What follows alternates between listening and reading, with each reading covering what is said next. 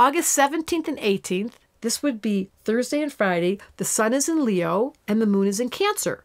They're one sign apart. So Leo's all about drama and fun and family. And Leo, Cancer, that was Leo, Cancer is about introversion and staying home and playing house and loving their family. The thing these two signs have in common is they both love family.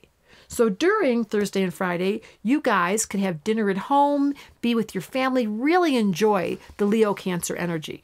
Now, here we have the moon in Cancer. Opposite the moon is Pluto. And then we have Uranus in Aries, and opposite Uranus is Jupiter. There are 4 planets in the heaven that are all 90 degrees apart.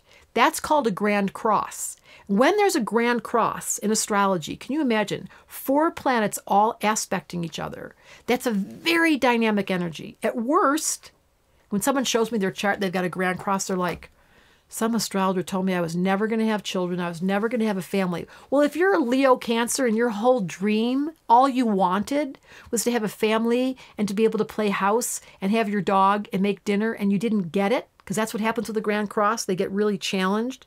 It's the ultimate test to see your faith in spirit, because the free will zone is very limited here. When it comes to astrology, there are certain truths about who you're going to fall in love with, what your kids are going to be, who the dog is you're going to get, and what cat you're going to get. Those things are written.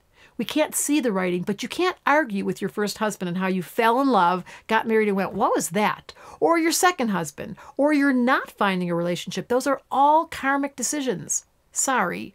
But when the sun's in Leo and the moon's in Cancer, the best thing you can do is surrender to the love that you do have, fall in love with what is, and this whole movie changes. And that's the nature of a Grand Cross. It's the acceptance and the surrender to falling in love with your fate. And that's what astrology is all about. So you can ask yourself, are you arguing with your fate? Is there fire and water going on, Leo and Cancer?